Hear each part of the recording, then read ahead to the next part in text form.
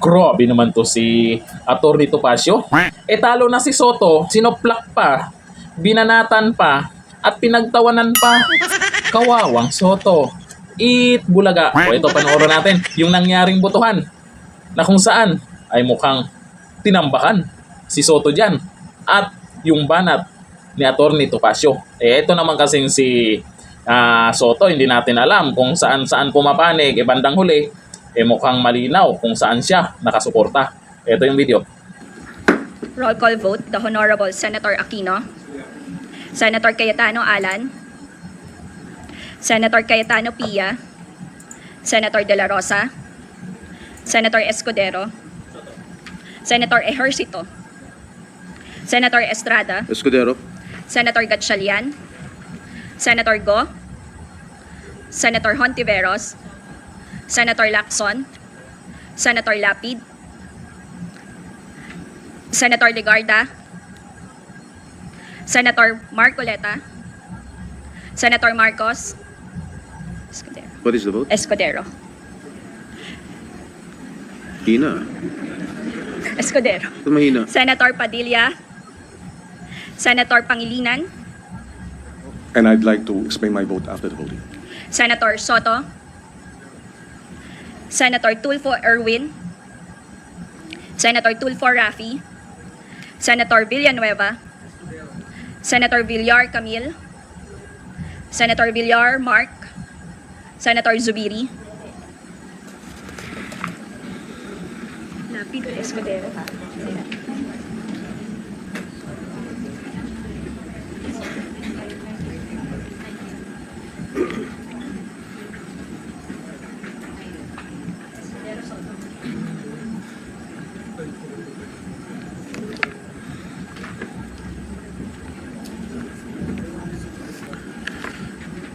There are 19 votes in favor of Senator Francis Chis Escudero and 5 votes in favor of Senator Vicente Soto. Senator Francis Chis Escudero is therefore elected President of the Senate. Anong mga options ng Senado? Senado, as an impeachment court. Ito, sa ganang akin lang, hindi po ako legal luminary. Hindi po ako katulad nung nagpayo kay Senator Tito Soto. Legal luminary daw. Pero graduate yata sa One Ball University. Alam mo yung One Ball University? Yung school buko. Eskwela pera ko, dito ko iyak ko. Grabe naman yan. Talaga to. Oo, akala ko kasi, nag-retire na sa pagiging komedyante si Tito Soto. Hindi pa pala, nagpapatawa pa siya hanggang ngayon. Sabi niya, may nakausap daw siya at itong taong to ay nagpayo sa kanya na pwedeng hindi pansinin ng Senado yung desisyon ng Korte Suprema. Oh my God! Oh my goodness. Joke ba ito, Senator Tito Soto? Joke ba ito? Hindi po nyo pwedeng i-disregard. Ngayon, may nagsabi magbobotohan pa daw. In my humble opinion, even that, wag nyong dapat gawin. Bakit? Kapag nagbotohan ang Senado, kung susundin o hindi ang Korte Suprema, it sends the message na optional ang pagsunod sa Korte Suprema. Hindi po ganun. Tama, parang E paano?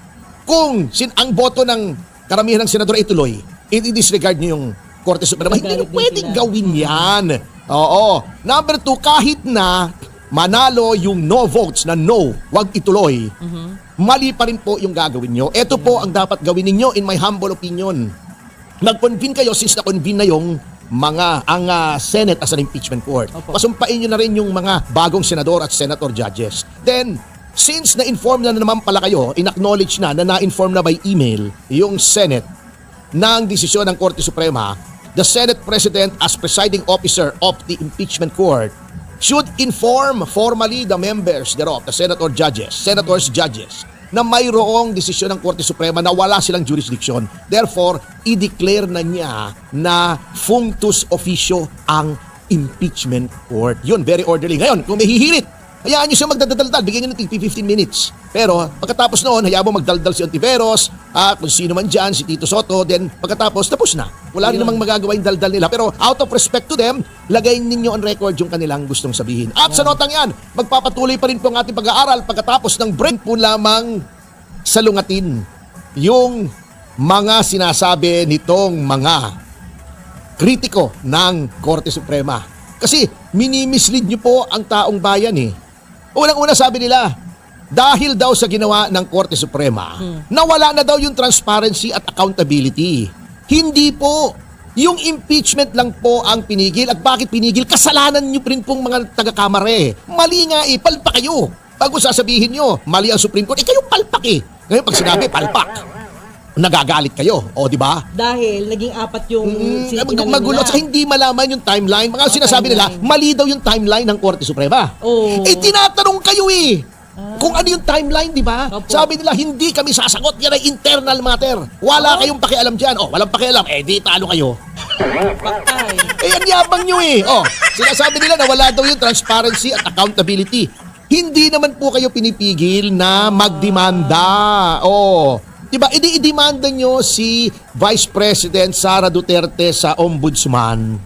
Diba? Hindi naman po immune from suit ang Vice President. sino. Sa aking paniniwala. Ewan ko kung mali ako. Tama ha. Hindi naman ako legal luminary. Hindi naman ako gumraduate. Bulaga. Naku, itong si Atty. Topacio, grabe ito makapang-asar no? Yung tawang-tawa siya, natatawa ka na rin sa pinagsasabi niya. Kasi ito namang si Soto naman kasi, magaling. Pero kung si Chis Escudero kasi ang itatapat, yun, magaling na abogado talaga yan. Si Senator Chis Escudero. Kung naging katapat po ni Chis Escudero na si Marcoleta, kung sila yung nagtapat bilang Senate President, ay may laban yun. Magandang laban yun. Pero si Soto, nako, ewan ko lang kung manalo. Sa bagay, 5 naman ang bumoto, kasama yung sarili niya, binoto. Sabi ni Arana Salfredo, hala Senator Soto, talo na, pahiya pa, sobrang yabang kasi. Resulta yan. Yung sinasabi ni Bibi Sara nakaraan, ang gaba, dili magsaba. Nako Soto, makang tinamaan ka na.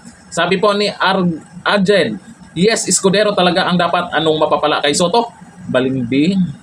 Balimbing daw, ha? Sabi ni Cecilio Dalida, wala na yan si Soto. Kung kailan siya tumanda, kumampi pa kay BBM. Talo tuloy siya. Sabi ni Cecilio Dalida po yan. Sabi ni Ramon Dura, paano yan Soto? Tapos na ambisyon mo mga maging Senate President or SP? Okay lang yan. Di kasi pwede maging SP kasi hindi siya abogado. Okay lang daw. Relax lang. Huwag sumama ang loob. Andyan ka pa rin naman. Sa susunod, tatakbo ka pa ba? Anong tatakbuhan neto? Mukhang ang tagal na neto sa Senado. Balita kaya doon sa sinasabi niya na pag nanalo siya, ano sabi niya? Yung sahod niya? Saan mapunta? Mukhang walang update ha. Ano sa tingin nyo? Gagawin kaya ni Soto yung pinangako niya nung eleksyon? Tibay no? Sa eleksyon lang naman yon. Pero ngayong nanalo na siya, hindi siya nanalo sa pagiging Senate President. Baka may dahilan siya na hindi niya gagawin yon. Pero abangan natin kung anong update niya tungkol doon. Mukhang walang update ha. Hanggang dito na lang. Thank you. Bye-bye.